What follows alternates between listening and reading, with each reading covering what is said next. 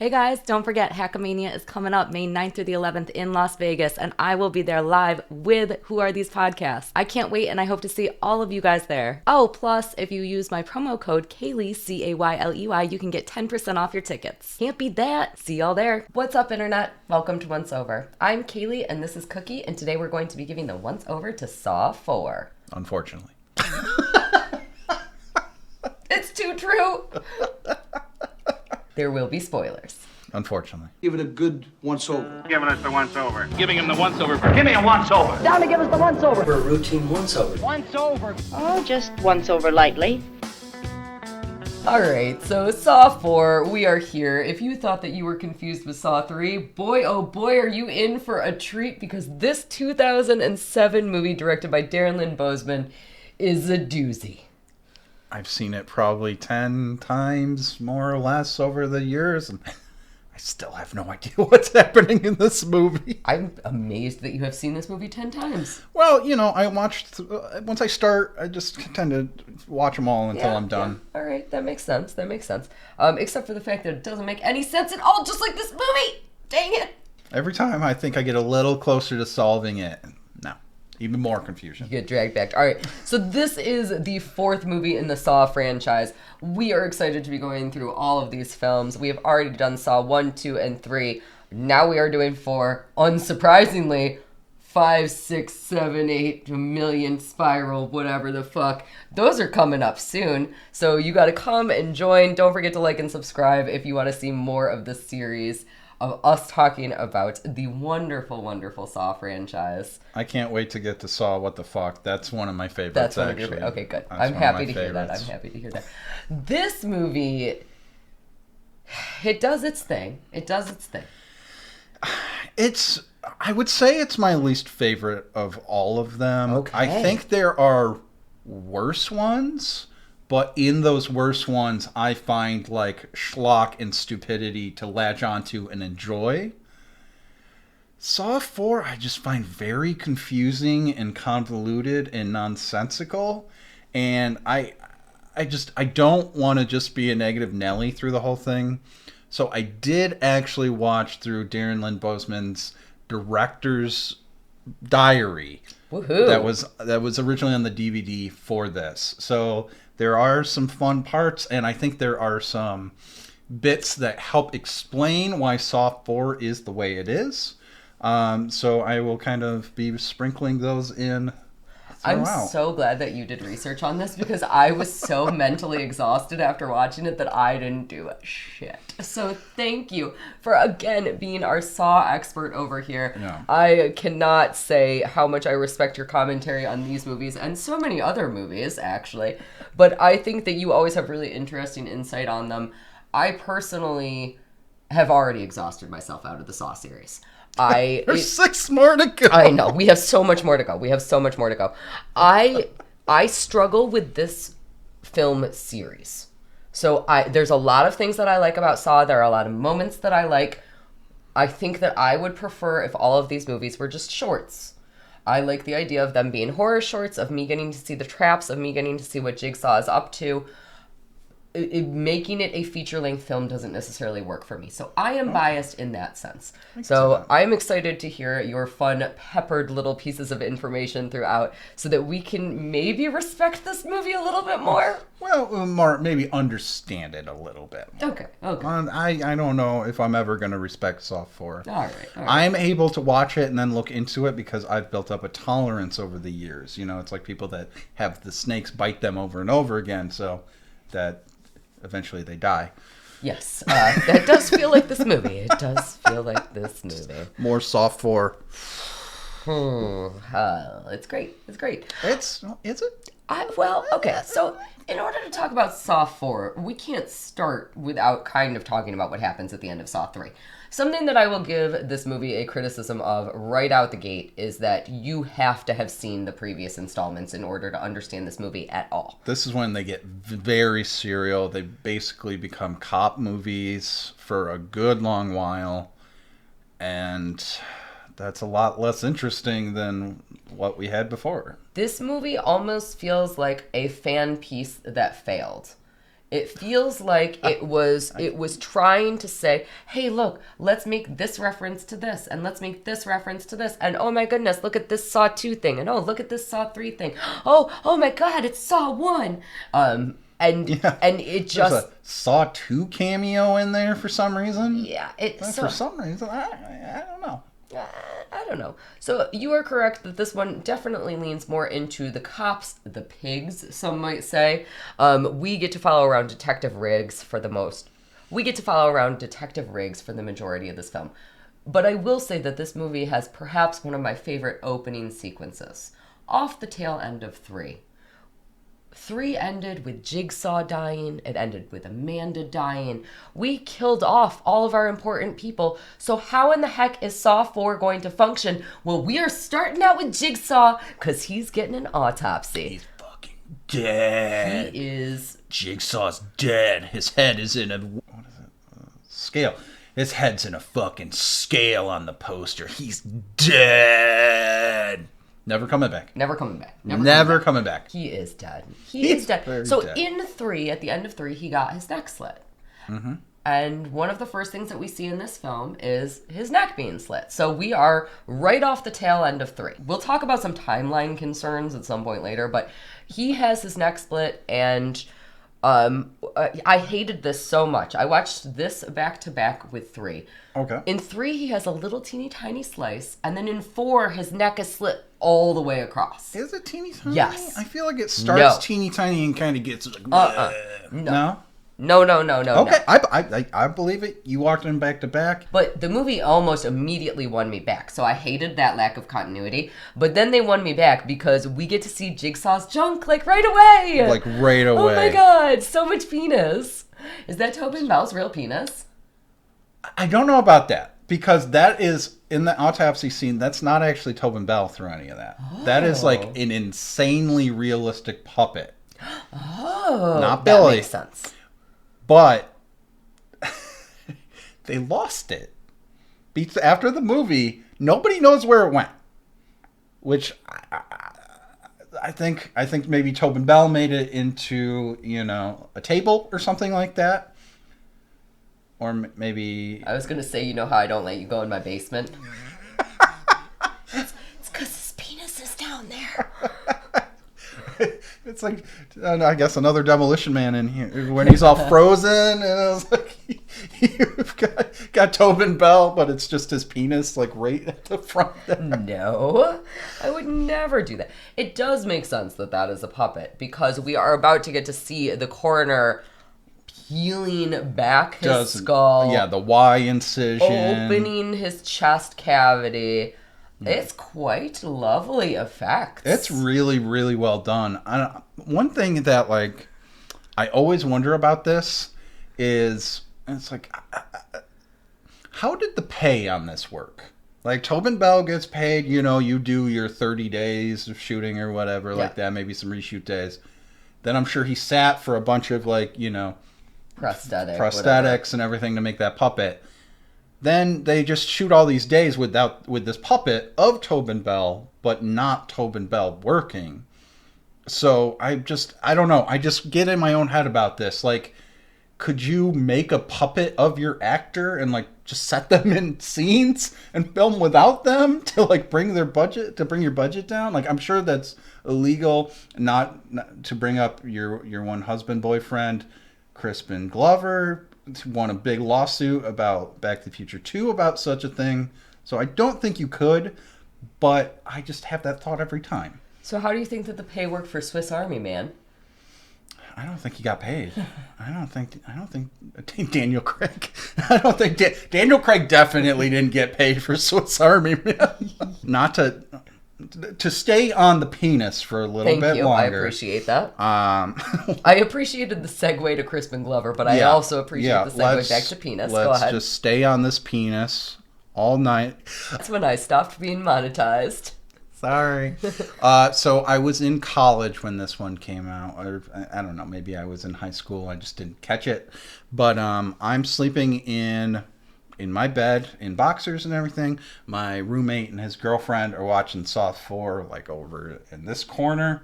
And, like, I turn over and I go, oh, my I'm poking out of my shorts right now. Okay, let me Whoopsies. let me just do that. And then I hear my friend go, or my roommate go, oh, so you saw his penis?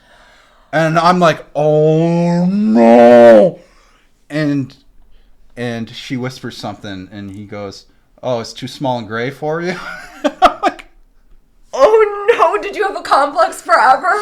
for a few days, I was like, oh my God, I accidentally flashed them, and they saw And they think your penis is gray. small and gray. This is a great descriptor for penis. And so finally, like a few days later, we're smoking or whatever, and I was like, hey, so this kind of happened the other night. He's like, oh no, we're talking about Jigsaw's penis. Don't worry. Oh my god. I've never been happier about Jigsaw's junk. I want to make like a soap opera called Jigsaw's Junk. Like, I feel like that's just and then it can be stories about men being told that their penis is small accidentally, but really that's not what was being told to them at all. Everyone's just in the room while Saw 4 is playing. Jesus Christ. That's amazing. So for a few days, I was like, oh no. Did you see his chest cavity though? What about my chest cavity? Yeah. My Y incision is fine. It's fine. So this scene, it does strike me as a little bit bizarre. It's a beautiful scene. Again, we get to see all this dissection and it's gorgeous. And the coroner ends up finding something in Jigsaw's stomach, which ends up being a tape, unsurprisingly. We did see him preparing that in 3. It's kind of we don't see him eating it, but we do see him kind of pouring wax on a thing. We just forgot to bring that up, sorry. So I don't even understand this though, because when they discover the tape in his stomach, the first thing that the coroner says is, get Homicide over here now. Don't you think that Homicide would already be over there for somebody who was in there with a throat slashed and... Well, but it's He Jigsaw, still was though. killed. Yeah, but like they're probably trying to figure out what the fuck went on in that building, considering that the events of Saw 3 and Saw 4 happened in that one building. All right. Spoiler. I'm sure when Dahmer was beaten to death in prison, they didn't get me Homicide. Like, 'cause we know what happened. I don't know. I get what you're saying, but Homicide seems to always have a cop that's obsessed with the Jigsaw killings and is obsessively watching the tapes. And that is the theme of this movie.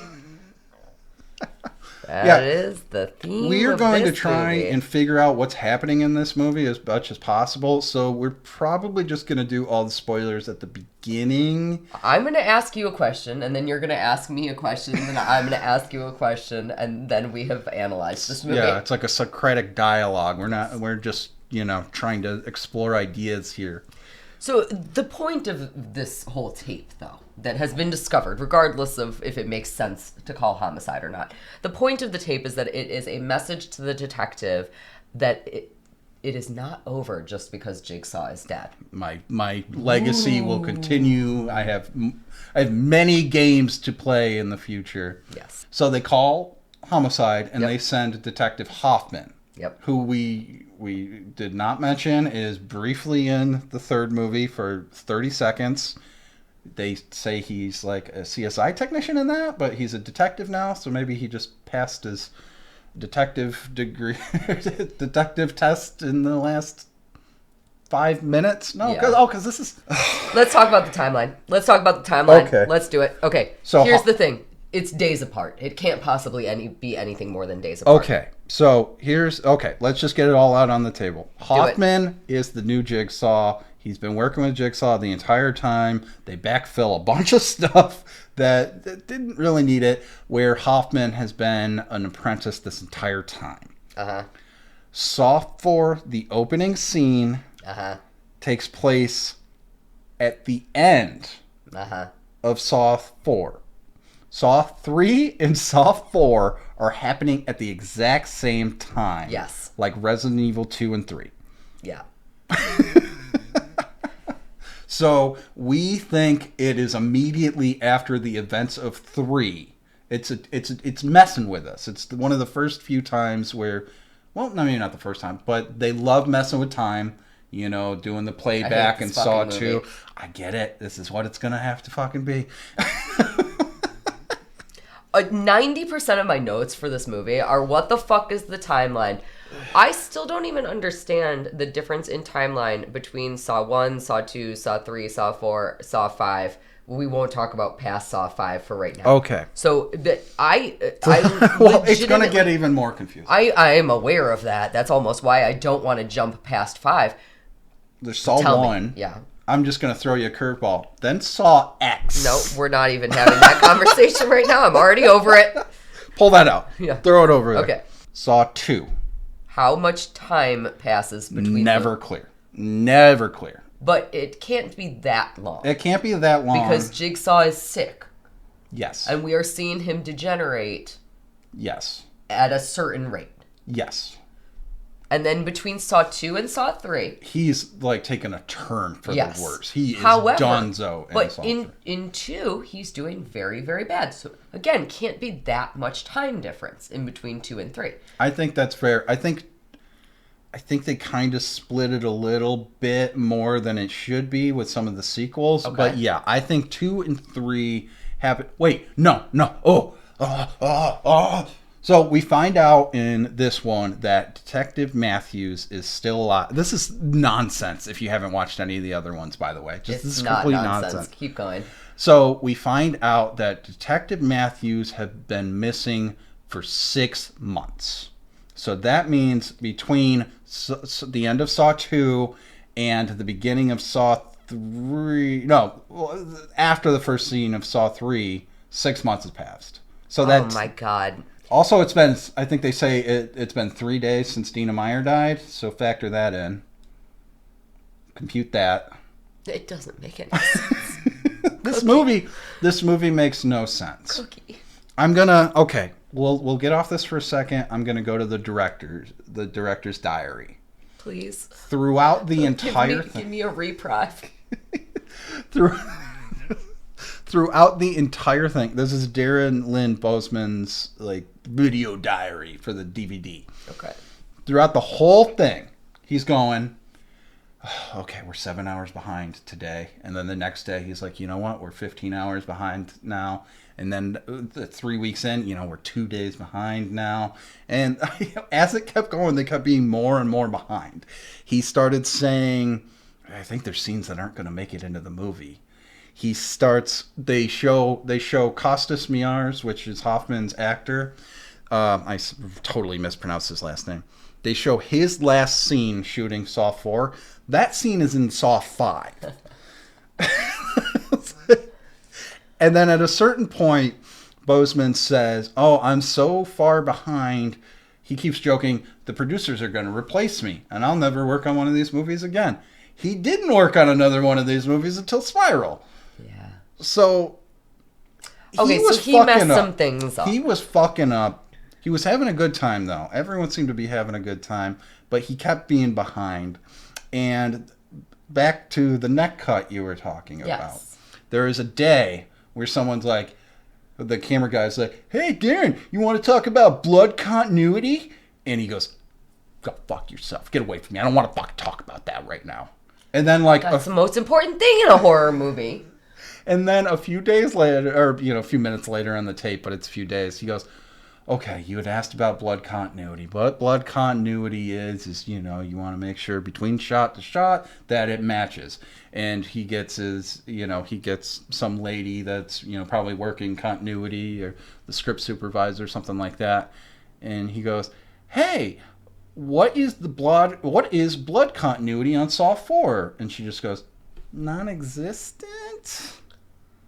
Oh, yeesh. That is, okay. That sums up this movie. We're done with the review. There's one more detail. I was going to wait until the very end, but I really want to share this one. He comes out like towards the end of the shoot, day 35 or something like that. And he goes, it's been a rough day today. Lots of yelling, lots of blood, lots of everything. And I'm trying to prep Repo, and things just keep falling through on Repo. That means he was making Saw 4 and Repo at the same time, which explains so much to me. It explains so much to me. he was so far behind on Saw 4 that it didn't get completed, and he went and made this other shit movie at the exact same time. So Saw 4 suffers because of that fucking movie repo.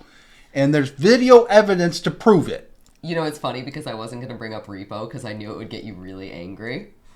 As soon as that happened, when I was watching it, because it's like the last thing that happens, I'm like, oh, that was the magic bullet right there.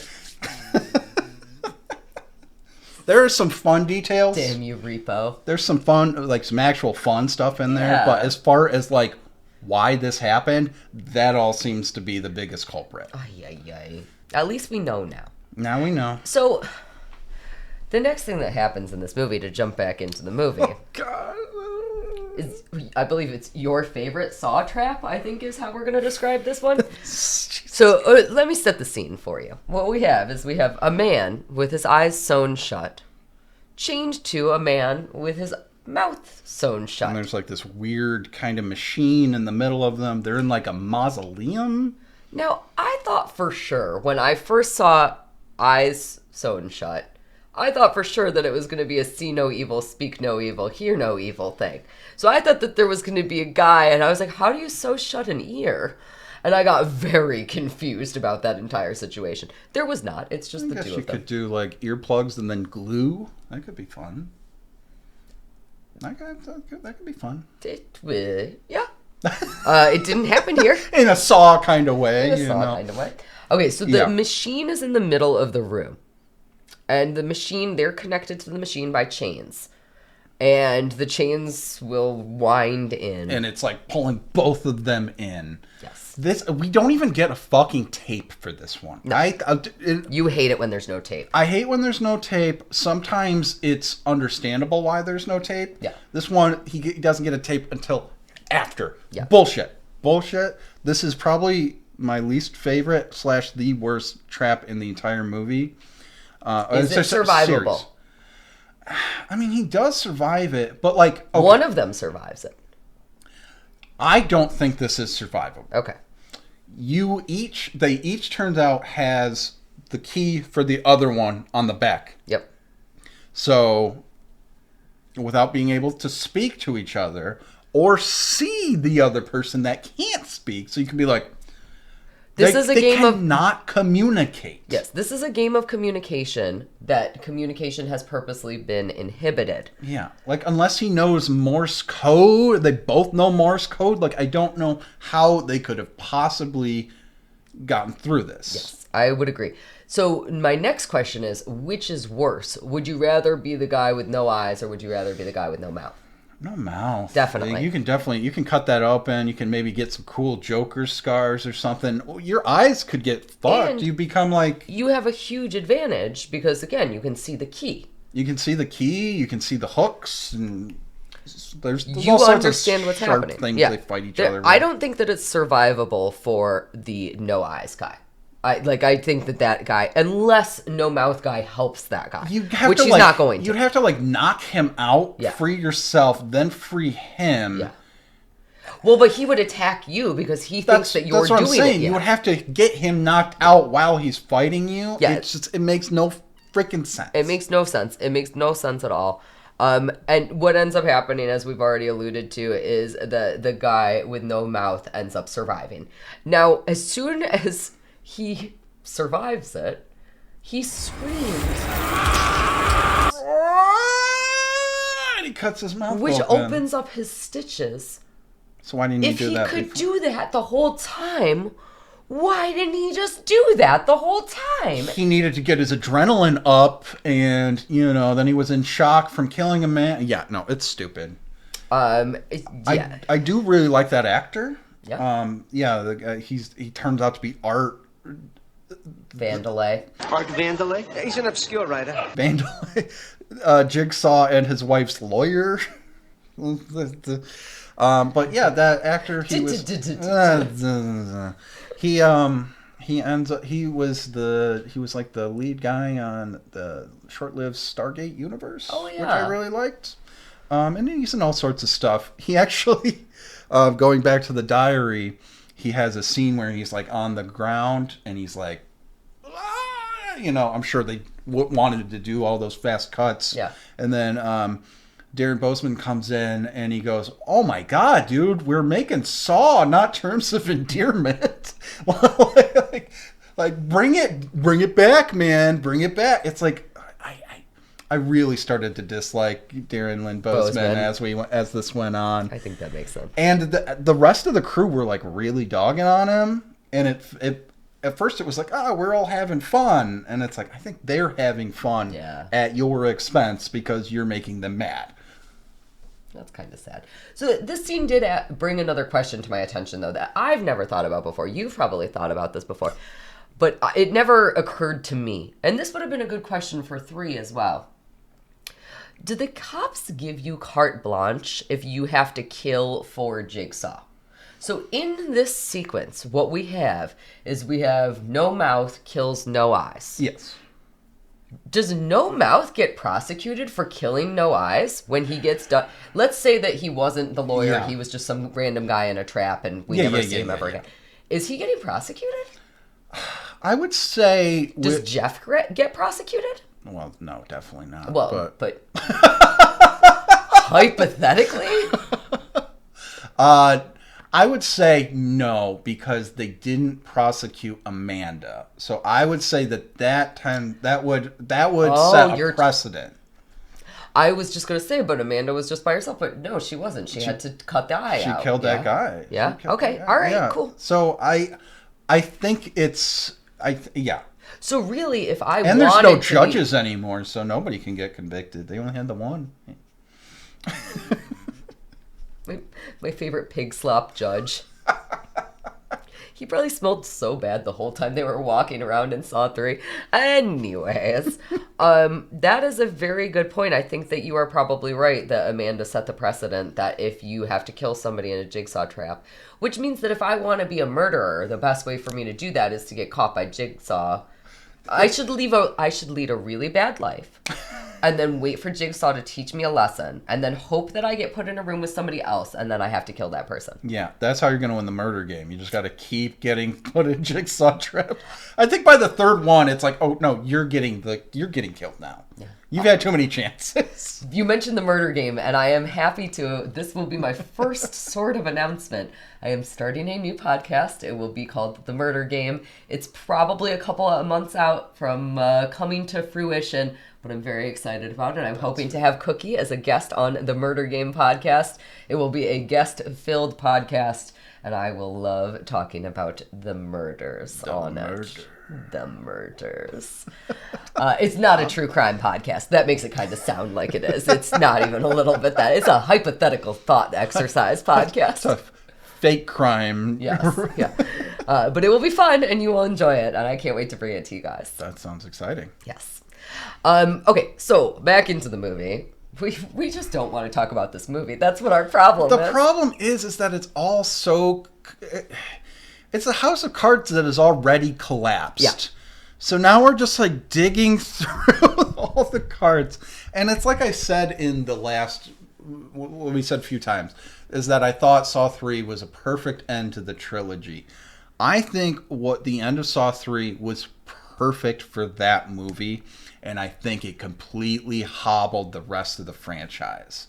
I think it never really recovered. I think there's ups and downs after 3, but like it tells a lot that the best received movie in like a decade is the one that goes back to between 2 and 3 and brings back those characters. But yeah, like you're left with fucking Hoffman and he's always got a flop sweat and his lips are just. I don't want to be mean to Costas because he seems like a really good guy in all of the background stuff. He seems really nice, but I've been Hoffman pilled at this point. It's probably like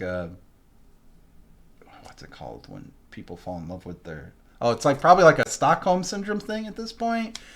It's like how I learned to stop worrying and love Hoffman. It's kind of where it's like if you're giving him way too much credit. He's the killer for like the next 4 movies. I know, it's absurd. Like, you just And I have no attachment to him whatsoever. I find him to be completely forgettable. There are a couple of characters in this film that I find to be completely forgettable. He is one of them. The other one is Jill. I talked a little bit about my feelings on Jill in 3. We will get more into her. At least she has stuff to do in this. She does, at least, finally have stuff to do. I don't even think we've made it to him yet, but Rigg is probably... Riggs, he's probably, like, the most just nothing main character in not only these movies, but, like, stuff of like anything. Like he's just he is nothing. Yeah. Like, he has been in all. He's been in 2 and 3. I don't think he was in 1. No, he wasn't in 1. No. He's been in 2 and 3. He was like you know, B tier character in those, or maybe C tier. You know, he's floating around, but like they gave him so little that they just have to like make up an arc for him, and the arc makes no goddamn sense. Yeah. The arc makes no sense. This review is just both of us slamming our fists on the table going, what the fuck is this? Okay, we do have to get back into the movie, though. We can do it. I have so much faith into it. I believe Okay, in so us. again, this is a cop-centric movie. So the cops are now coming in to investigate, and they send some robot into a dungeon place. Might be Chernobyl. I don't fucking even know why that's happening. It's where... But regardless, it's where Dina Meyer got killed, and they do see like some device up top, so they're like, well, let's cut in and send this robot in. The robot was unnecessary. The robot was unnecessary, and it probably cost several million dollars, and is in there for 10 seconds and is useless. What they discover is that they realize that Dina Meyer's trap was not a jigsaw trap. Yeah. They say that it was constructed for execution, so it couldn't have possibly been jigsaw. And then they come to another realization. Now, we had basically that realization in 3, but they figure something else out, which is that this also couldn't be an Amanda trap, because Amanda is not strong enough to carry Dina Meyer. It's I mean, who could have possibly, you know, it's not like Jigsaw could have rigged up some sort of pulley system that would allow her to do something. No. You need a big, strong man. Also, I for the longest time, I kept being like, well, how do they know about Amanda? Like, how would they know about her? And then I realized it's probably the kid who's in a safe place. That's the only thing that makes sense. Well, I mean, Hoffman would know about Amanda. Okay, yeah, you're right, because they haven't discovered her body yet. They haven't discovered her body. She wasn't like, I mean, yeah. How did they know that she went rogue? And like Hoffman would know because he's a secret apprentice, but it'd be like, well, how do you know Amanda? Well, I don't know. It's all so stupid. This is what I was worried about. It's fine. We can do this because we love this movie. So Rigg comes in. They see movement in there, which I think is like a rat. You remember way too much of this. I did not even remember that. So they see movement, and Hoffman's like, You wait, don't go through that door. And Rigg's like, I'm going through that door. And like nothing happens. And he's like, get Dina Meyer's body down. And they're like, well, this is a crime scene, dude. We can't get her down. And so they do. And then Hoffman comes and he yells at him. He yells at him about a lot of stuff that's like not actually in the movie. Like he keeps giving him shit about his wife and like treating her better. And like, you know, she puts up with my crap. Well, then you should respect her and honor her. It never comes up. So it seems like Hoffman's just giving him marital advice. Like, they don't capture the wife. They don't, like, the wife just leaves, but he keeps bringing her up and showing her pictures. One of the things that we have complimented this series on is that they really do a very good job of giving us enough chutzpah to the characters where you care about them. Yeah, little tiny moments. Yeah, I care about, Dr. Larry, your favorite from Saw 1.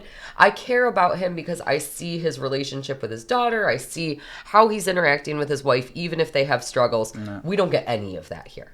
There is absolutely none of that. Instead, we just know Rigg has these relationship issues. He's too involved in work. Blah blah blah blah blah blah. The way that they keep pressing him, it's like the protagonist in a Down and Out movie. You know, you can't do this. You gotta listen to orders. You just stay still. Just do what you gotta do. And then the wife's like, you can't save everyone. And that's like what they tell the hero in the first act before it's like, no, I can do this. Yeah. I can prove myself. And like, spoilers, they end up being right. Like, the whole thing is he's just supposed to just not do anything. But then how does then why are all these... It's gonna be okay. It's gonna be okay. It's gonna be okay. It's gonna be okay. It's gonna be okay. Can I have more of this? Yeah. Oh God. Oh God. We have to save Cookie, everybody. Clap your hands. Clap your hands if you want me to stay alive. Are you already done with it? Cheers. We're gonna survive. Here's a Saw 4. So. Rigg comes home. Wait. Meanwhile, we haven't even gotten into our damn meanwhile. We already met Jill. What's Jill doing? Meanwhile. What's Jill up to? Meanwhile, Jill, which is Jigsaw's ex, that we were introduced to very briefly in Saw 3, the cops are watching interviews of her. So again, we're getting this idea that Riggs is completely attached to his work. Yeah. He's the obsessive cop character in this movie. Yeah. And so he ends up getting kidnapped by Pig Mask. But like in his own apartment? I don't understand the location of that, because later we see the location. You already asked a question. We should cheers. Fuck, man. He wakes up in an apartment. Okay. Is it his apartment, though? Because he wakes up in a apartment. Everything's covered in plastic. No, I think it is his apartment, because Hoffman says he should take some time, spend time with his wife, and finish the remodeling. So I think that is why there's plastic up all over the house. Don't we see that same plastic later in the movie at one point, and it doesn't make any... Never mind. I forget that I said... Are you trying to sabotage us? Yeah. Okay. So... Let's simply put it as Rigg gets captured, so does Hoffman. Yeah, you see Hoffman with the pig mask behind him. I actually thought that one was kind of a good twist when it comes back around. Like, you see Hoffman on the phone, and he kind of clears, and you see the pig mask, and you're like, oh, he's getting captured. But then it comes back, and it's actually just his pig mask. Yeah. I thought that was a pretty good... Yeah, that was a good breadcrumb. That was a very nice little breadcrumb. Yeah, I didn't hate that. I'll give Saw 4 that. Yeah, when I ask you later what your favorite scene is, don't forget. By then we'll be so drunk you won't have any memory of it. Hoffman's pig mask. Rigg awakens in a different bathroom. Not in our normal bathroom setting, but in some other bathroom. Not Dina Meyer's bathroom with the new metal coming through the wall. And he gets a Billy video. He does get a Billy video. He gets a Billy video. And that Billy video tells him that Detective Matthews is still alive. Only he's standing on a block of ice. And Matthews is connected somehow to Hoffman. And Hoffman's life hangs in the balance of Matthews' survival. So I'm going to need you to go ahead and explain to me the mechanics of this here trap. Okay. So this one, I do like this set. Like the set that all of that is on, I think it does look nice. I think it's an interesting layout. So, okay. So, okay. Oh, God. We got it. Okay. So they go, we see Art from the first trap. He's who we think is the Jigsaw apprentice in this one. Even though it's super obvious he doesn't want to be doing this. He's walking with a limp, and he's got this big coat on that's clearly hiding something. And he's got Detective Matthews. He's in a jumpsuit and a leg brace. Because his leg is broken. Because his leg is fucked from good continuity. No blood continuity, but leg continuity we have. He is on this melting block of ice. And it's like cartoony, like whoop, whoop, whoop, whoop, whoop. Got to keep your legs on it. It is melting under lights, I guess. Well, or is it just body temperature? I guess under his body temperature. And that is filling up this like trough that Detective Hoffman is sitting in. And it's also on like a scale. So like as it melts, or if Detective Matthews gets off the ice block, it tilts like this, and that leads the water to rise to the shocky bit up here, which I think it's kind of okay that the logistics of this one don't work because it's not real. You just used the term shocky bit in description of a saw trap. And It's a technical term. It's like a loose wire. Like,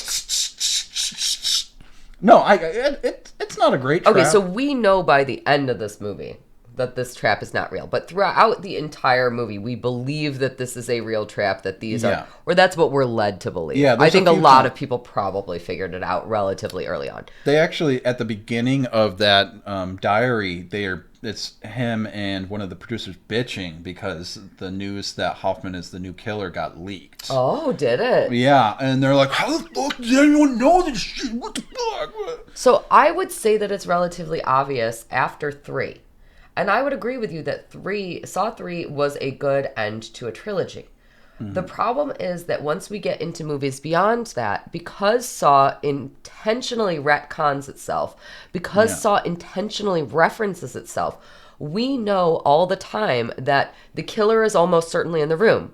We know all the time that we know that the person who is doing the things is heavily involved in everything.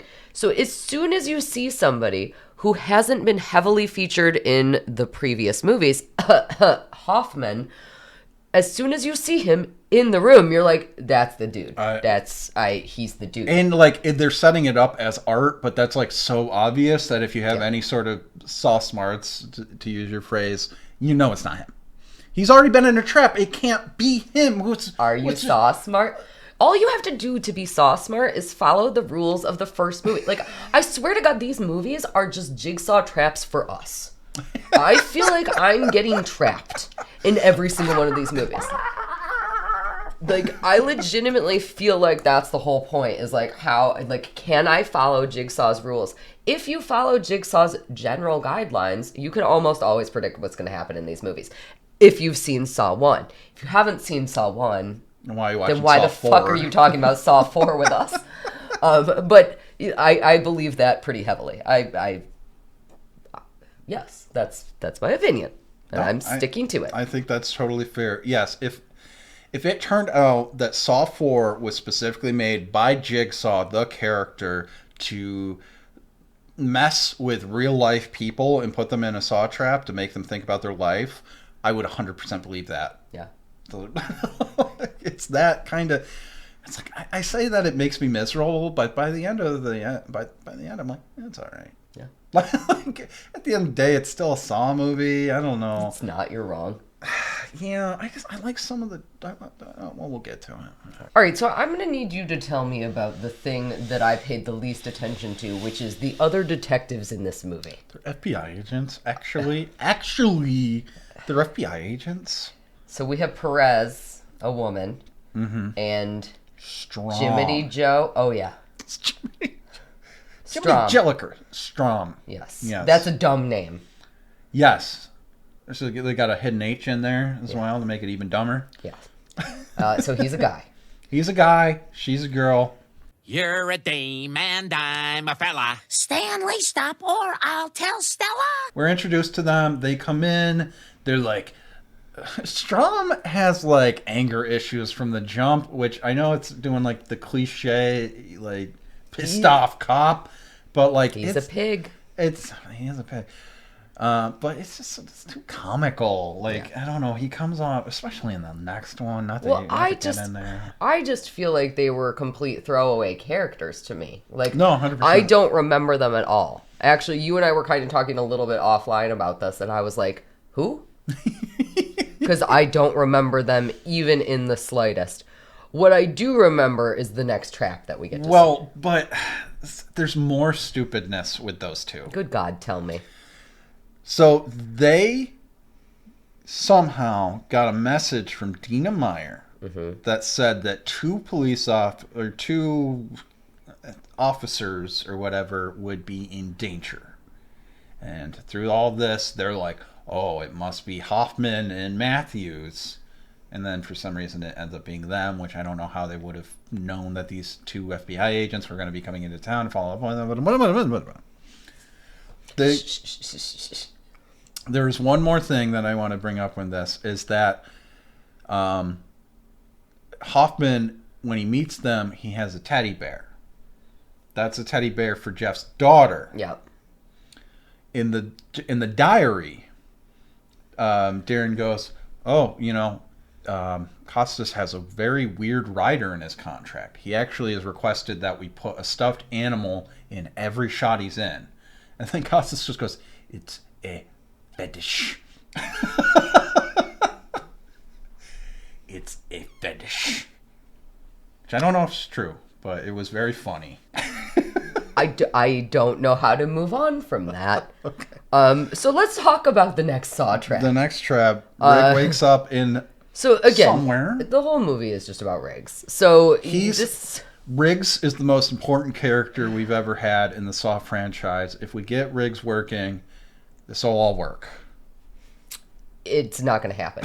And this trap is all about him saving a prostitute, a sex worker of some sort. She appears to be a sex trafficker because it shows her like, hey, come this way, to like girls getting into cars. She's an Avon lady.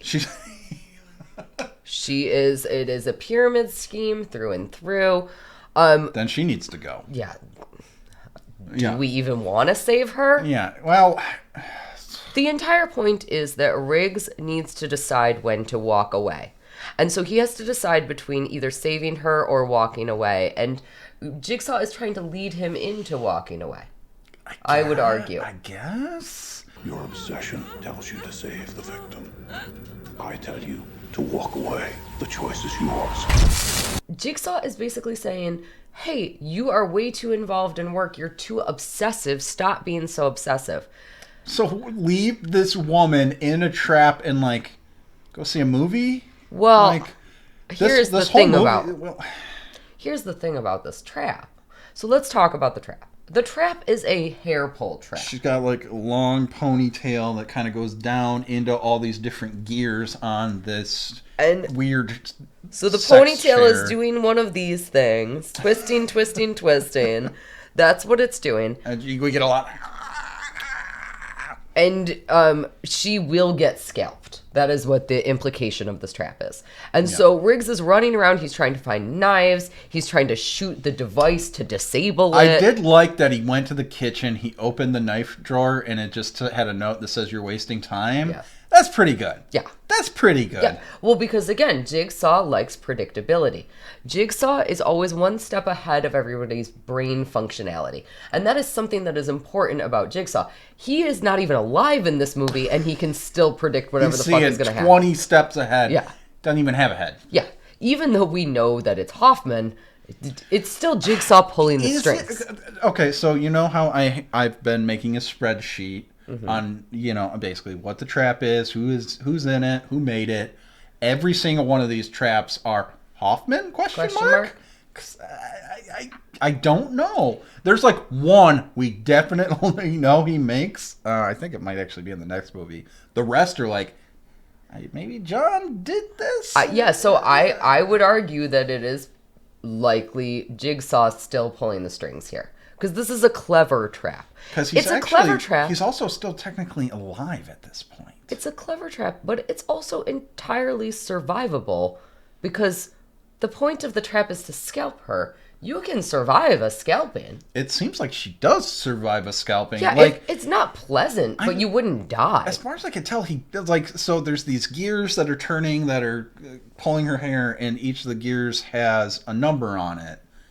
And then he puts that in a combo, like a lock. I had no idea what was happening.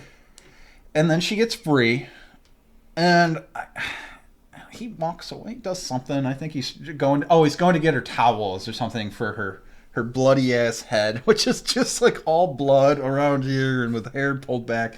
It's kind of comical. It looks good, actually. It looks good, but I think it's kind of comical. But that might be, that just might be me being misogynist.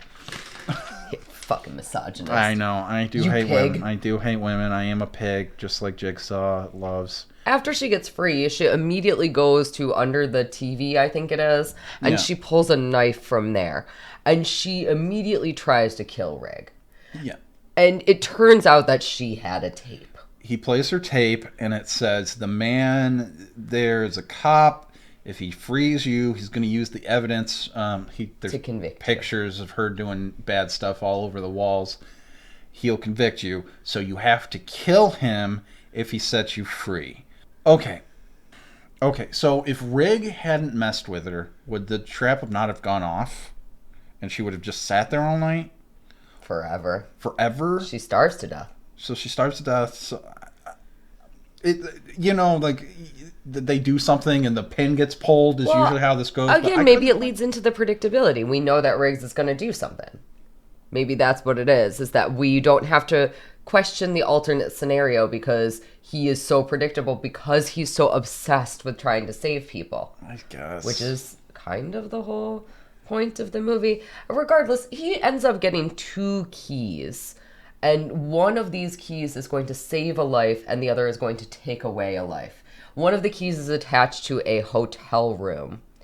There is one more thing before we move on from this trap, in that the like seamless transitions that have kind of popped up in some of the other movies, they go wild with them in this one. To the point where like they've actually built sets that are like connected.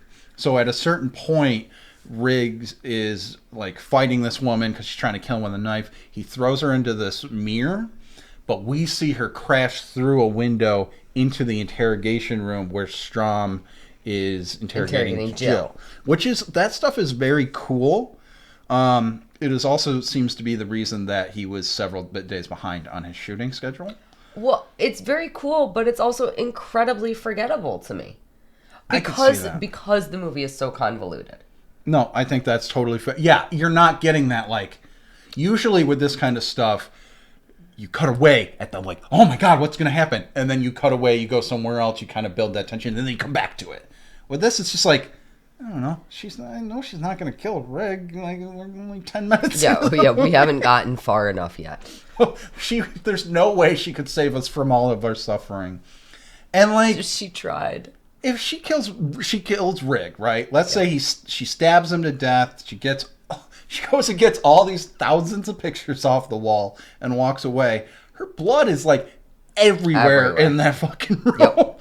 Like, you're not getting away if you were to stab this cop to death in his apartment. No. Or someone's apartment. Who knows? Yeah, I still don't understand the location. But whatever. Doesn't matter. None of it matters. What are we even doing this? We love Saw 4.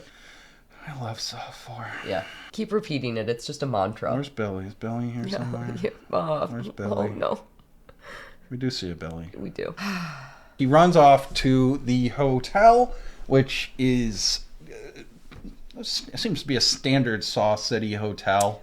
I also don't understand this. So he gets the key to the hotel, and then he goes off to the hotel. If he could just leave... Why doesn't he just leave at all times? Or tell somebody, hey man, I'm in the middle of a saw trap. If he went to the police station, none of this would have happened. Yeah, that's my point. None of this would have happened. Yeah, if he had watched two episodes of TV, like, none of this would have happened. Like, the moral of this story, the lesson that Riggs is supposed to learn is that you shouldn't have done any of this. You should Don't be so impulsive. I guess, but like, he's a cop and people are being murdered. Like, I don't. It's not. It doesn't make sense. It's not. Oh, you're putting in overtime and you're not paying attention. It's like literally all of your friends and loved ones have been murdered by this man. Why are you so obsessed with this? It's very much like the first Scream. When everyone's like, Sydney, get over it. Your mom's dead. It was last year. Yeah. Like, come on, get over it. pish posh. It's like, no, this is heavy stuff, and I'm still traumatized by it all. He still thinks that Eric Matthews is alive for some reason, which turns out he's right. Yeah.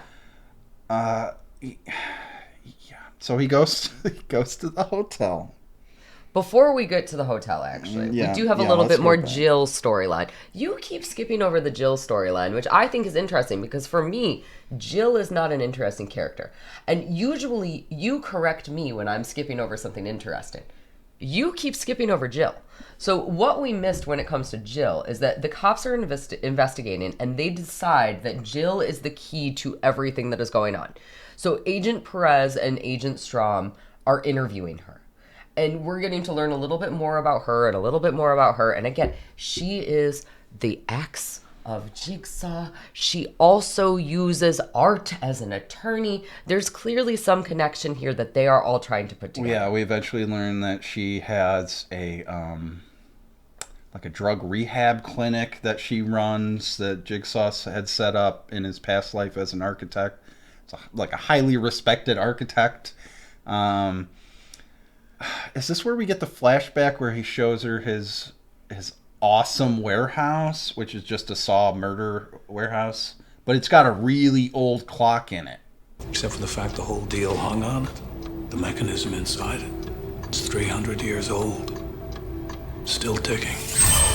Withstood the test of time. He's really proud of that clock. He would not... 300 years old. The mechanism in it is 300 years old, and he would not buy the property unless they included the 300-year-old clock. You know, when I was house hunting, did I tell you about this? I was house hunting, and I found a house, and it was the most hideous house that I've ever seen in my entire life. I had no interest in this house whatsoever, but they had an original Iron Giant signed poster by Brad Bird, and it was gorgeous. It was original artwork. It was, I think it was number 22 out of 100. Okay. So it was numbered, gorgeous original artwork, signed by Brad Bird, and I was like, I will buy this house right now if they include this poster. And then I was like, no, Kaylee, no. You don't buy a house for a poster. I want that poster so bad, though. If the people who own that house are watching this video right now, they are not. But if they are, and you ever want to sell that poster, freaking gimme that. I want that Iron Giant poster so bad.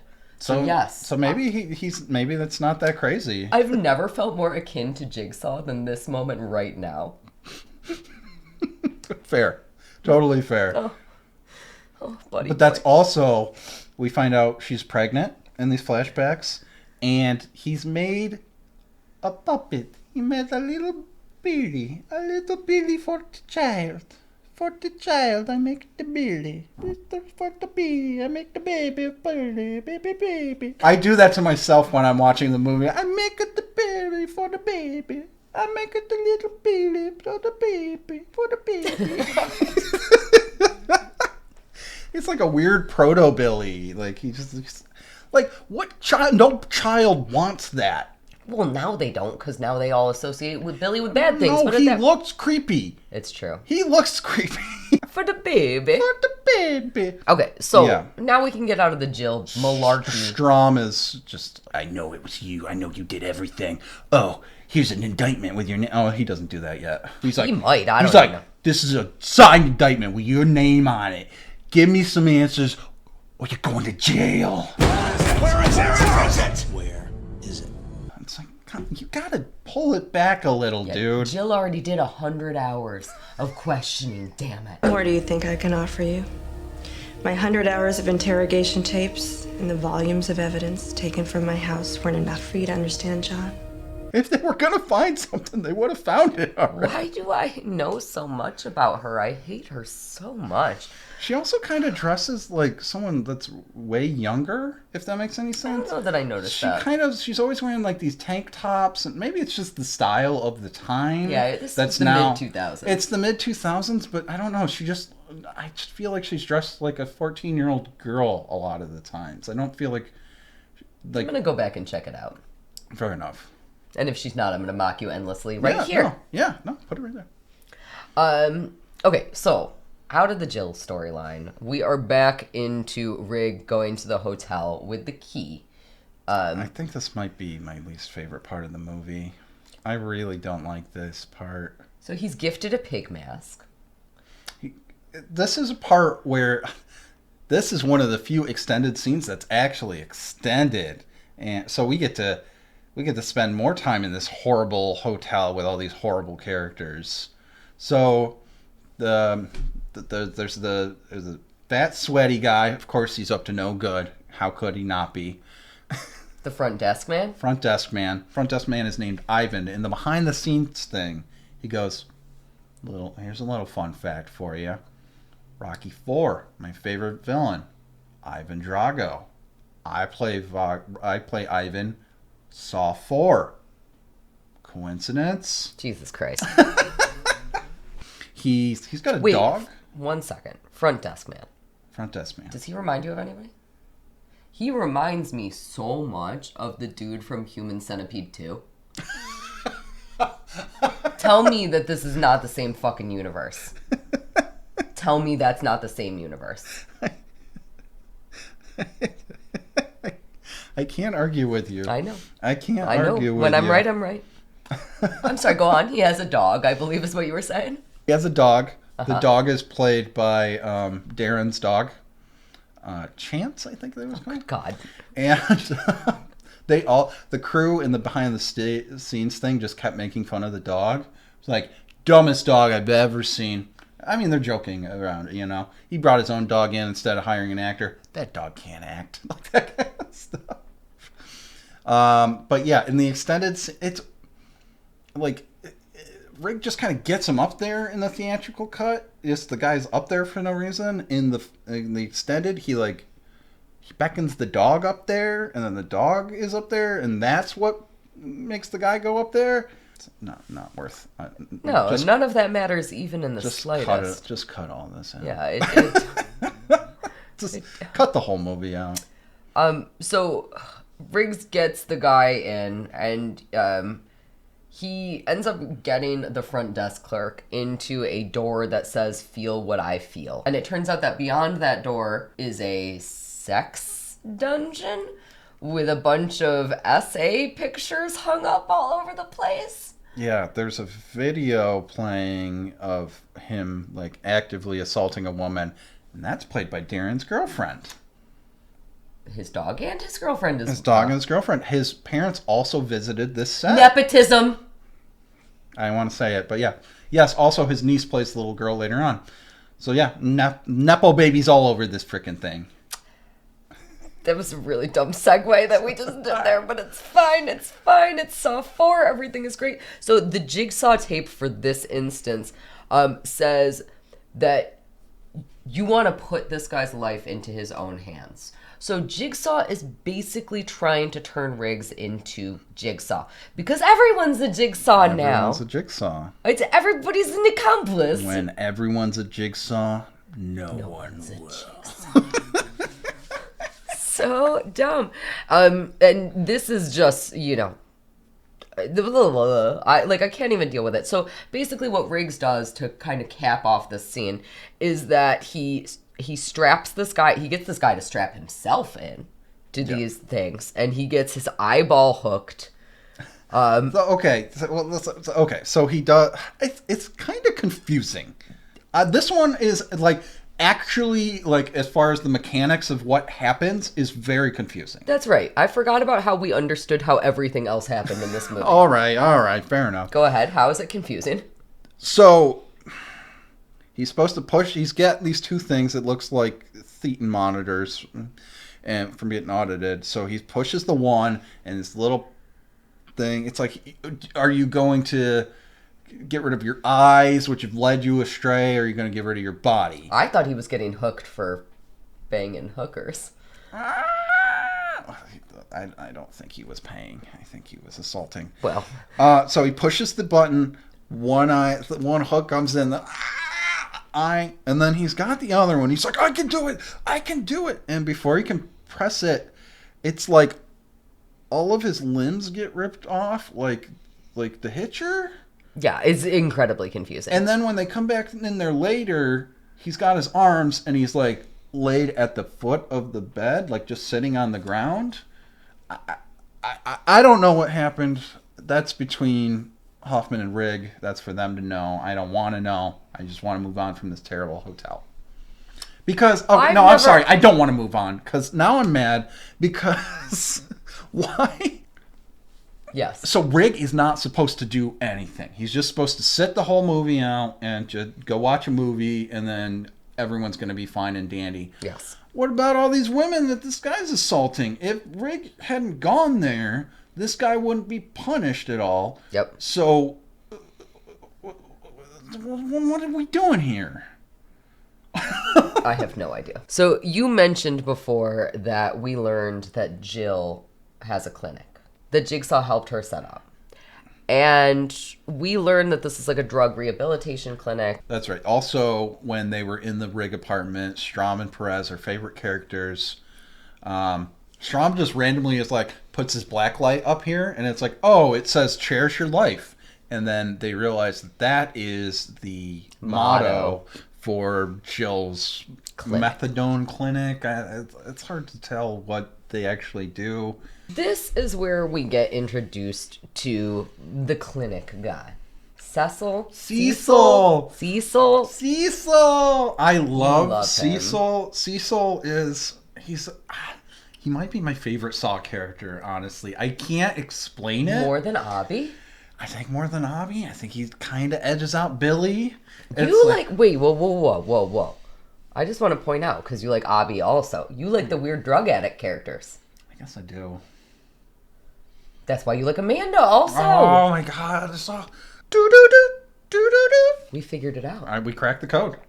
I'm glad that we figured that out. That's the best part about Saw 4 is that we finally understand what you like so much. Yeah, Cecil, he's just a loudmouthed asshole drug addict. He's making trouble at the clinic. He screams at some guy. Some random guy's like, "Are you crazy?" and just slaps the shit out of him. Cecil goes to pull a knife thing. I don't know. It makes lots of noises. We don't actually see what he got. And then John's like, you're becoming everyone's problem. And you need to rethink what you're doing. You love him. I love Cecil. Inexplicably.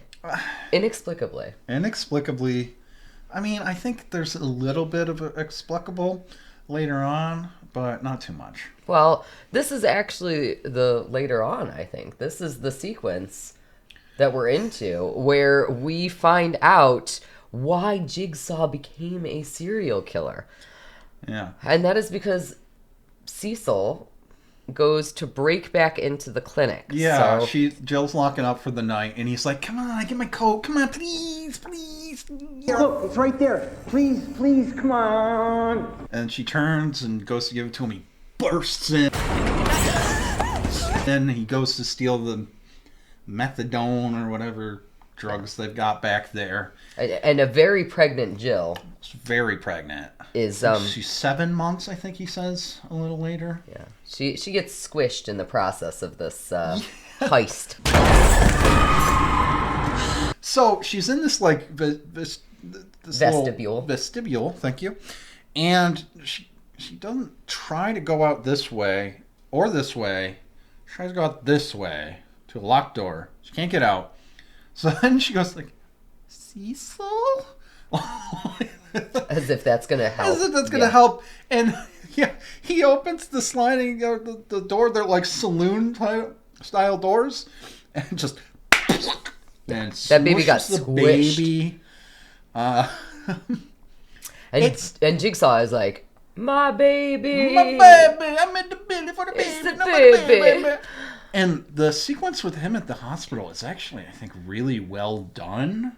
There's a lot of like the fast cuts and everything like that, but I think it works in terms of like when you're worried about somebody when you're at the hospital with somebody and all you can do is just walk around and pace and just kind of worry. It's that feeling. Definitely. Yeah. I would agree with that. This is one of the times that the fast cuts in this series does not bother me.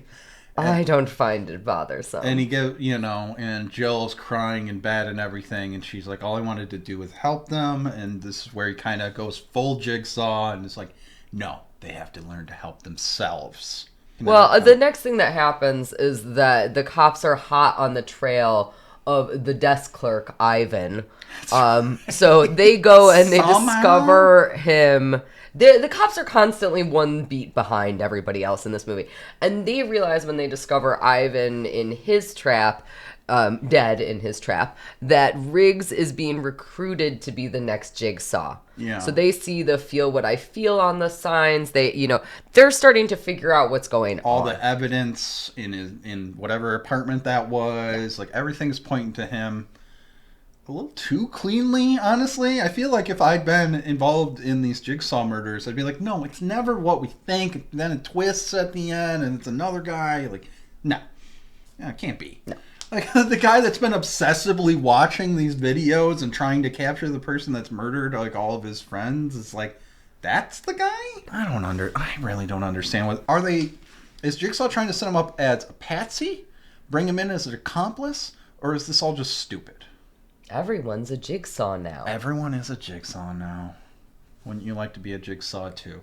Okay, so then another quick cut. Yet another quick cut in this movie. We now go to Detective Matthews back on the block of ice. Let's not forget about that beautiful sequence. I gotta say, there is like a 30-second sequence of this stuff that is maybe my favorite stuff in the entire franchise, just how stupid it is. Go on. So Art's there, he's got his gun there, and he's like looking bored. Hoffman looks bored. Like they've been in here for like 2 hours, and it's now down to like half hour. Like there's a big clock counting down. So they've just been in here. And then Detective Matthews, he just starts going, I don't want to play anymore. I don't want to play anymore. And he like steps off the block. He says "fuck you." Well, that's two different places. He says "fuck you." He steps off the block, and then he's like, "Hey, you do that, your partner's gonna die." Which I don't think they ever mentioned those two were partners before, but whatever. No. And then there's this. Then it comes back to it, and he's like, "I don't want to play anymore." And like Hoffman and Art are both like, "Shut up! Shut the fuck up!" It's like, why are they being so mean to him? We also at some point got a quick shot of Detective Matthews being captured. So Amanda leaves him. Hoffman drags him out, puts him in this thing, gives him the jumpsuit, gives him the leg brace, and then there's a quick shot like he's getting fed through this little drawer, and he's like, but then there's a shot with him with the little rat. Did you catch that? No. There's this little shot where he's like picking it. He picked it up and he goes like this. And I can't tell if that was like, this is my only friend in the world, or like, I'm so fucking hungry, I'm about to eat this rat. Is it a Willard situation? It could be a Willard situation. Crispin Glover again. Crispin Glover's all over these movies. I would like to see Crispin Glover as Jigsaw. That would be fun. You know the problem, like, this kind of comes up. No, there's no problem. Well, no, but here, no. Crispin Glover would be an amazing Jigsaw, and I would love to see that. The problem is that they want the reveal of who Jigsaw is to be a twist. So it can't be somebody famous. It can't be someone famous. It can't be someone that has like, you know, that creepy vibe that Tobin Bell could bring to it. They all look like influencers. and then there's the twist that actually they're the Jigsaw. Yeah. So we'll never get, I don't think we'll ever really get another awesome creepy Jigsaw performance because they just want it to be a twist. And the only way to make it a twist is to make it just the most innocuous person you can think. Yeah. So the next thing that starts happening in this movie is perhaps my least favorite of the things that happen in this movie. I think that we just talk about this sequence. Obviously, it gets cut up and spliced into the film, but I think that we should just talk about the classroom stuff all in one. So, yeah, we got to get it out of the way so that we can stop suffering. So there's a flashback to Rigg is like a plainclothes police officer. Yep. He's talking to a little girl in a school, Darren Postman's niece. There's a really cute video where he's like, "Did you see a lot of dead bodies today?" "Yeah." "Did you see a lot of blood today?" "Yeah." Who's your favorite uncle?" "You." So I thought that was cute. But Rick's talking to her, And he's like, just trust us. It'll be okay and everything. Hoffman's floating around in the back. He comes out of this classroom with this woman who's like looking down and guilty. And then there's this guy. They're all sat on like the parents' side of the table. Yeah. And the guy comes out and he's like, oh, Hoffman's like, I'm sorry, her story isn't corroborated. There's nothing we can do, which is stupid because schools literally have a requirement that if you even consider something, that it needs to be investigated fully. But whatever, this is the early 2000s. So then the teacher, dad, I actually am very confused on who these people are. Okay, so I believe that it was the school administrator and his wife. Who also works at the school.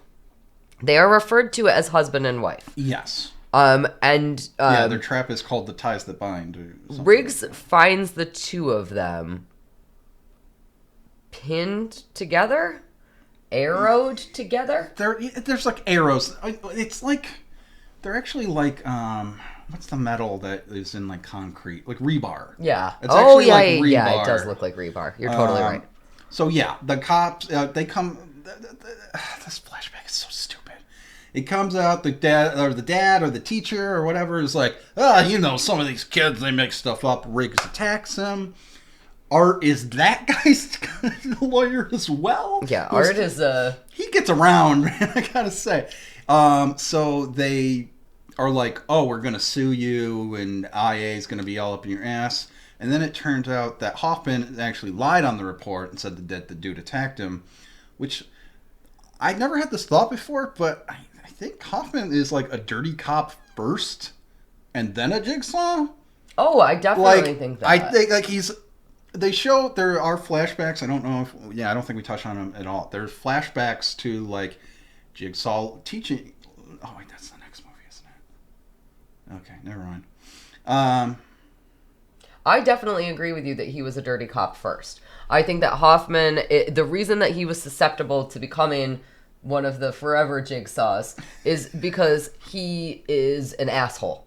And I don't think that I think that original Jigsaw, I think that John, I think that he was doing it because he believed that it was the right thing to do. I think that Hoffman is taking over the role because he is evil. This will give me a lot of advantages to be a dirty cop and to do things that I would like to do but probably couldn't get away with as just a dirty cop. And his prerogative is not only to be a dirty cop, but to be a revered dirty cop. He wants to appear to be the hero, yes, which he certainly tries to accomplish in the end. This dude's never gonna be a hero. Like, just looking at him. Like, he looks like a dirty cop. The flop sweat and the lip. Yeah, he's gross. Sorry, Costas. Yeah. Okay, so let's talk about their trap a little bit more. Yes, this is actually, I think this is one of my favorite traps in the series. What? I actually really like this one. I just think it's clever. I do. I'm sorry. I think. Okay, explain the trap to me because maybe I missed something. Okay, so the trap is it's a married couple, the man and the woman. They are tied to like a post, back to back. These like rebars or arrows or whatever, they're going through her into him.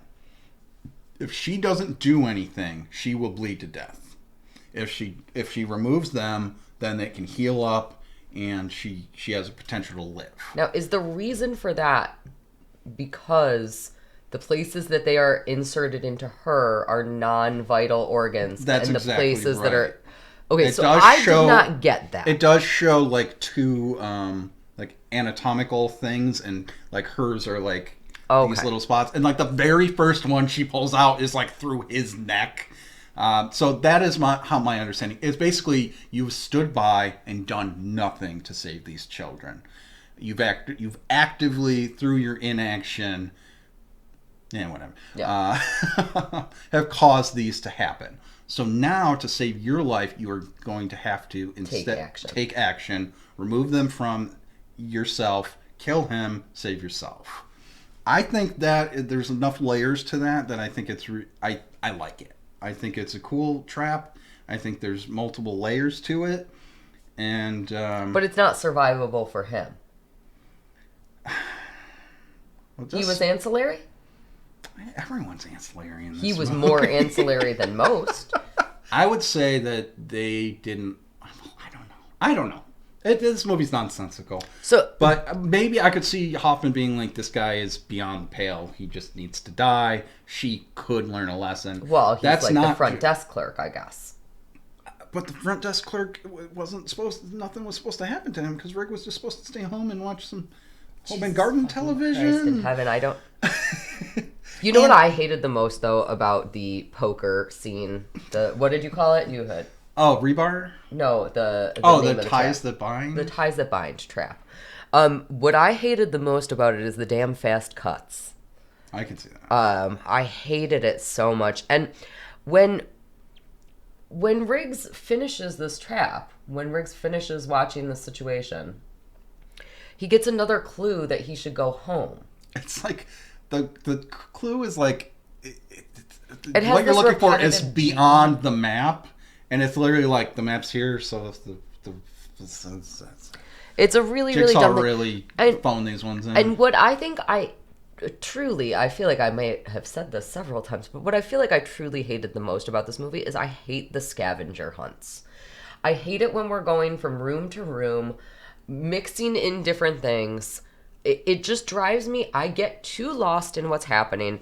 I zone out and I stop caring. I stopped caring in this one a long time ago. A long time ago. So there are two flashbacks with Cecil. There's the first one with the baby bump, and there is the second one where we see John preparing... no, it's even more. No, because all these flashbacks are like built off of Jill. So like Strom questions Jill, and then we get these flashbacks, but it's unclear if she knows these things. So she goes, her and whatever. I'm just gonna go through all of this stuff. Her and Art go to his creepy warehouse with the old clock. Yep. Art's like, "Hey, buddy, come on, it's me, huh? It's your old friend Art. I've been here the whole time." And John's like, "Go fuck yourself." And it turns out that him and Art are going to make low-income housing that will fit 40 families. 40 families are ready to go in, and John is such a respectable architect that, like, if he pulls out, they're not going to build the buildings anymore. Yes. So John, before he starts doing Jigsaw, is doing low-income housing and drug treatment centers. I think these are going to be far more likely to affect society on an individual level than whatever Jigsaw thing you're doing. Like 40 families. He's a broken man. I get it. He's a broken man. Then later on, he lost his child. He Gideon. lost his unborn child. He lost Gideon. John is very into the Chinese zodiac, Jill says. Not elaborated on. Jill says. Not elaborated on ever again. Nope. Not really. Nope. So Jill comes back later, and John is a lot calmer, and she's like seeing like drawings of traps. She sees the glass box that's not used until the end of Saw 5, which makes me think it was supposed to be in Saw 4. Oh, whatever. And it turns out that he had actually abducted Cecil and put him in a saw trap. We see all of his preparations, including making a tape that he never plays. It starts with him recording on his reel-to-reel, making a tape and editing it. He never plays that tape. Yeah. He talks to Cecil right there and then there. He follows Cecil through the Chinese Zodiac Festival, or the Chinese New Year Festival. I do just want to point also, this is the first ever Jigsaw trap. Yes. So like that's like this is his origin story. No, absolutely. And I think that stuff is some of the better stuff in the movie. In this movie, If they had focused a lot more on that stuff and less on Rigg and Hoffman and whatever the hell all this is going on, I think it would have been a lot better of a movie. So we're into the Chinese New Year Festival. Yeah. And it is the Year of the Pig. It's the Year of the Pig. John is very into the Chinese Zodiac, which means he planned for his son Gideon to be born in the Year of the Pig for some reason. Pigs. he loves pigs. Pigs. He loves pigs. He just loves the pigs. You know what? Sometimes, I have an aunt that just everything she owns is owls. Yeah. So maybe he's just that pig guy like Yep. that. He follows him. He gets a pig mask on. It's not a creepy pig mask. But it's a little creepy, but like normal, real life, cheap mask creepy, not like horror movie creepy. He like put, I guess, an ether rag in another mask and puts that on him, and then I guess he just like drunk carried him home. Like, oh, he's had a lot to drink. Cecil wakes up. He's in this like chair with his wrist strapped down. There's like blades into his wrist, and Cecil's just not taking this very seriously. He's like, come on, let me go. Come on. I'm sorry. I'm just a little guy. Well, Jigsaw has not yet made the news, so he probably at this point doesn't realize how serious of a situation he's in. I guess that's true. This is the first time. We don't know how scared we have to be. He might also be, have that like sociopath kind of like, I could talk my way out of anything. Or drug addict. Drug addict as well. That tends to be a trait of them.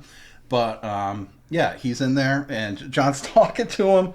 He goes, that might be my favorite line in the entire franchise. He goes, I've made something to save your soul. He's, I don't have a fucking soul. It's like, I love you, Cecil. It's just, I don't know. It's so pathetic and also so badass at the same time. I don't know. So John's like, all right, you're not going to fucking listen. He puts this like helmet thing on him. It's like blades like this. Oh yeah. And then there's a face. It's kind of a carnival game, honestly. And he's got to like press his face through the knives, cut himself up so that the ugliness of inside is outside. Which is, I think that's pretty cool. I do too. Again, this is the type of trap that I like. Yeah. So he pushes through, and like it's a little unclear what happens mechanically. That's a big problem with the software ones. I can't tell if he hit it or if the chair just fell apart. Oh, that's a good point. I didn't actually think about that. Because it's kind of rickety. Yeah. And it's his first trap, so maybe, but also when Cecil gets free, he's like, I'm gonna fucking kill you. He's my man. And another good comedy moment. Mm-hmm. But you want to continue? Oh, I was just going to say, then he goes to run at Jigsaw. He sidesteps him right into razor wire, and he's like,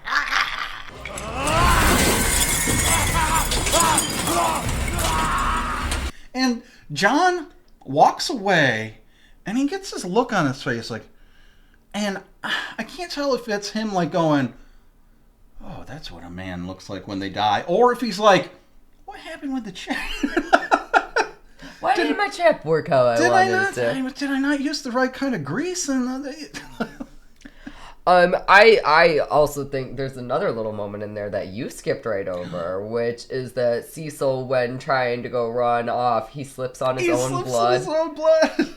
And for me, that was comedy gold. I was like, oh my god, like, banana slip, like, I loved it so much. That was comedy gold for me. This is why I love Cecil. This is the stuff he gives us. He's in like 5 minutes in the movie, and it's all gold. Yeah. And again, he ends up in this barbed wire, and that always reminds me of one of my favorite traps, the barbed wire trap. Yeah. So then, it cuts back to Jill, and she gets the idea without being like, oh, you fucking killed a guy. Yeah. But he's like, She knows. Turns out Jill's not stupid. Jill is saw smart. Look, you live with the guy for like 20 years. You're going to get a kind of an idea. Oh, so, then he smashes up the 300-year-old clock. Oh, yeah. Very tragic for clock collectors. I mean, I get it. It's like that was his old passion, the engineering and stuff, and he's kind of breaking that and starting a new... new passion. His new passion, which also happens to be engineering. Yeah. And murder. Evil engineering. Yeah. He should be reading, like, Evil Engineering Monthly. Yeah. And then he's on the cover, like... While he's eating his cereal from Saw 2. That's what he was reading. It's really dumb. So, back into the incomprehensible being that is Saw 4, Riggs gets a note that says, remember who you are saving, and then we get another one. Remember who, all capital. Yeah. And then another one also, which is, Have you learned how to save a life? How to save a life. As the movie concludes, we get to see Riggs rushing into Matthews and Hoffman's room. So we finally get to see like the penultimate what the fuck is gonna happen here. There is one moment before he gets in there where they've been in this room for like 3 hours. Yeah. It's down to like 2 minutes on the clock. Yep. And then they suddenly go, oh. And they look up, and there's 2 big blocks of ice. There's this whole wire rig, and it all goes to the door. Yeah. And they're like, oh, you didn't know, what have you been doing in here for 2.5 hours? Were you not bored? Yeah. Like, he just didn't look, oh, hey, look at all that ice up there. I mean, Matthews probably couldn't, but... So this is when we officially learn that Art has a game on his back. So He it turns out he's playing a game as well. He whips off his coat. He's got this, like, it's kind of like a scorpion tail kind of thing on the back of his neck. I think it looks pretty cool. Yeah. So this is also where we learn that Art was sewn mouth guy from the beginning of the movie. Yes. And he's also the lawyer that sued Riggs. Yeah. And he's everything. Yeah. Oh, we find out that after he escaped from that mausoleum trap, there was like an envelope and a tape, and then that's when his game started. Get out of here. Yeah. So we actually skipped a scene with Strom and Perez. They're at the school with the wife and everything. Rigg had pulled a fire alarm, so there's actually a reason for them to show up this time. Before they leave the room, there is a technician that's dusting the rebar machine for prints, and it shoots this rebar across the room into this woman's face, and she dies. She gets an arrow through the head. She got an arrow through the head. Is that how... did Jigsaw hold that thing to None of this is how anything works. Doesn't matter. It doesn't make sense. Doesn't matter. They go out and they're like, oh my god, that building that we've been looking for, it's actually this address, and it's art. It's all about art. And they go and they find 2 folders, one with each of their names in it. So it turns out that they are somehow the 2 agents that Dina Meyer said were in trouble off screen at some point. Okay. Everything's wrapping up in a neat little package. This is what all, I think you're saying. we put a nice little bow on it. Yeah. Oh, I see.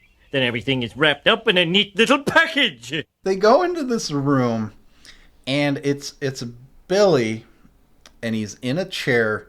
He's surrounded by all these candles. He's very, very sensual, very romantic Billy. Very satanic. Very satanic, romantic. They both end with tick. Yep. So then Billy said some shit. I don't even remember. Oh, you to save a life, you... And then it starts going... And these federal agents that just saw somebody die to a saw trap go, what? Huh? What? What's that? And then Billy explodes right into Perez's face. Shrapnel everywhere. Shrapnel everywhere. He does his classic generic laugh. And then she's rushed off. There is one extended scene that's added in the uncut version where Strom actually calls Perez's mother to tell her, like, you know, we don't get any of the conversation. That's just like, this is Perez's mother. And he's slamming everything down. So his anger towards Jill in the interrogation room feels a little bit more natural than in the theatrical cut. He is an insane person in the theatrical cut. At least in the uncut version, there's something. It's something. I'm trying to find something positive. Grasp at straws here. Grasp at rebarb for me. Yeah. And I think that's it for them. Oh, thank God. So as the movie concludes, we get to see Riggs rushing into the room where Matthews and Hoffman are. We're finally going to get the culmination of the movie. So we now learn that Art actually has a game on his back. So he has been playing a Jigsaw game. He gave Detective Matthews the revolver that he's been holding the whole game, and he put a bullet in there. Yep. And he's like, we realize Art's a victim of this as well, and he's like, he says it really. It's like I recommend you stay alive past the fucking timer. Helpful advice. And then we're all free to go.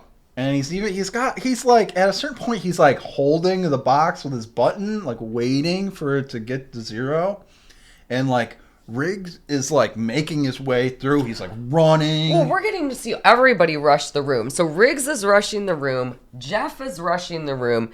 And the other Strom. Strom is rushing the room. And they're all coming into the area. It's the culmination of everything. It's all going to make sense now, yeah, right, Cookie? we're seeing it's all going to make Right, sense. Cookie?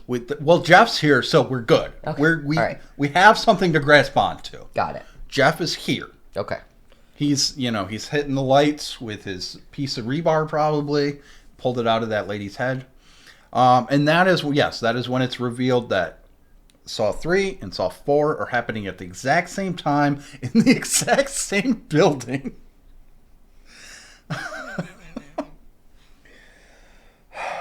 So Rigg bursts through the door. They're like yelling at him, "Don't come through! Don't come through the door!" Matthews actually shoots him, and he gets through the door. There's 1 second left. Art's like yelling at him, like, "You fucking idiot, you stupid!" He suspiciously reaches into this bag to pull something out, and Rigg's like, "Don't you fucking do it! Don't you do it!" He blows the back of his brains out, and he was actually reaching for a tape player. Obviously. And it reveals the real message of the story, which I still struggle with. As far as I can tell, if he had stayed home and let the timer run out, all of them would have been able to just to walk away. Yes. Okay, so I think that the point is that we shouldn't be obsessing over work. I think is the moral of the story. And the movie ends with, "The games have just begun." The games have just begun. Yeah, the autopsy scene from the beginning is actually at the end, because all of the events have happened, and he's now the only apprentice. So Jigsaw's like, "Oh, you think you're the top dog, but actually I'm still around, and my games will continue, and you think you haven't been tested, but you will be tested." There's also, we're not fully done yet. Oh, good God. Because Jeff... Let us be done. Just really... Okay, go on. So Jeff goes through the end of Saw 3. Yep. Then Strom bursts in. Yep. Shoots Jeff. Yep. And I think that's the end. It's so bad. It's so dumb. None of it makes any goddamn sense. And I don't like any of the characters. It's just... Talking through this, I really thought we were going to Accomplish something. I really thought we were going to connect at least a few dots. No. I think I'm actually more confused now than any time I've ever watched the movie. It just makes no sense. Yeah, it's incomprehensible, this movie. I think this one's very incomprehensible. No, that said, I didn't hate. I did hate watching it online. I don't like this movie. My notes about the end of this film are, we get explained this whole convoluted, if Riggs had just not done anything, then everybody would be okay. My notes are, how the fuck? And that's just kind of how I feel about this movie as a whole. It's just setting up Hoffman as the new Jigsaw. That's the entire point of this movie. That's the only thing that we get. That's right. Everyone's a Jigsaw now. That's right. Sorry. The ending is actually Hoffman stands up from the trap. It turns out he's not being... I think he faked being electrocuted at one point. He stands up Rigg's like, what? No. He leaves him to die. It was Hoffman all along. Oh my God, I was wrong. Oh, you finally made a pig out of me.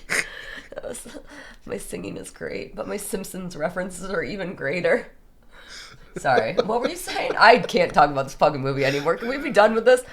We can't be done because you have to tell me an idea of how to make this movie a better movie. So I've said it a million times in real life. I'm sure I've said it in a few of these videos. I really wish they had not killed Dina Meyer off in 3. And I think if she had been the lead character in this, I mean, it probably would have still been incomprehensible since it's made by the same people. But I think her character is a real character, whereas Riggs is just not. He's nothing. Like we didn't get any backfill. Well, that's true. Maybe 7 movies from now, he'll actually be my favorite character because it's revealed that he was actually John's bastard son or something. That would be impressive. I would watch that. Return of Riggs. No, don't encourage them. Saw X2. Oh, Return good God. of Rigg. No. Well, technically, Saw X is a prequel, so all these people are still alive, running around. We could get them all back. Strawn, Perez, Ivan, Troy. Get Danica. We'll get them all back, baby. They're all back. Art. Art. Maybe leave Art alone. Well, maybe we could have Art the Clown come do a cameo. It's like, oh, we got your attorney Art, and then it's Art the Clown. It's Art the Clown. Yeah, and the Clown Cafe song starts playing. Oh, Jigsaw versus Art. That one, actually, like, you put Art in like the house with all the traps and everything, and he's like pushing people into the traps and stuff to get out. That could be fun. I could see Art having a lot of fun. That is totally the crossover event that we need. That is 110%. Yeah. That's I love. I'm gonna get judged a lot for this. I love the Freddy versus Jasons. I love all of the Yeah, like when the TV Highlander and movie Highlander got together, I was so stoked. Little baby Cookie was so excited. I'm happy for you. Little baby Billy. I would like to say an extra special thank you to you, Cookie, today, because not only are you my Saw expert, are you so much fun to talk about these movies with, but in addition to that, there is absolutely no way that I could have made it through this review without you. So thank you for coming and joining me on this journey, for bringing so much fun, interesting information to this slog of a movie. Well, I appreciate that. I don't think I like Saw anymore. I think you do. I think you're a dirty, rotten liar is what I think. Yeah, I'm going to go home and watch Saw 6 probably. I know you are. So is there anything that you would like to talk about before we get into our ratings of this film? No, we've talked so much about Saw 4. I want to go home. I just want to go home. I just want to go home.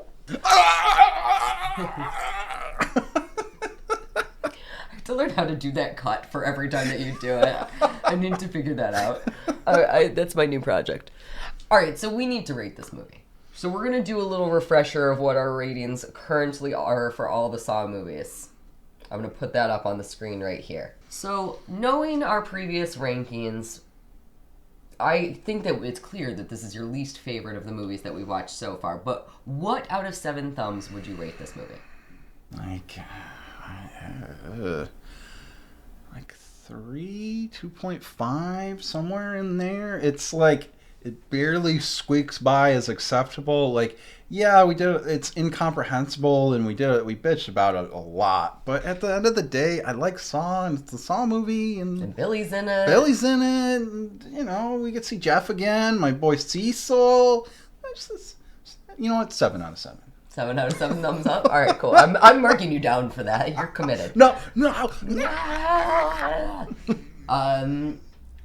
want to go with the 2.5? I'll go with the 2.5. All right, I'll give it I need a floor. And then we can build up from there. Let's move on upwards. I am going to rate this a 2 out of 7 thumbs up. That's fair. I don't think that I'm going to get much higher than that for the rest of our ratings. I'm going to be honest with you. I have not seen all of the Saw movies as of this moment right now, but I will tell you that the ones that I have seen, I struggle with, and I look forward to talking about them with you because I know that there are many of them that you really enjoy. Yeah. And so I'm looking forward to us getting to kind of debate back and forth. I want you to sell me on those ones that I'm hating on. I want to understand them better because you always help me understand these sorts of movies better, and I can't say thank you enough. I don't think I helped you understand Saw 4 that much more, but Nobody I don't could think have. it's possible to understand it. That is accurate. Well, thank you again so much for joining me. Thank you guys all for watching. Don't forget to like and subscribe, and I will see y'all soon. Bye.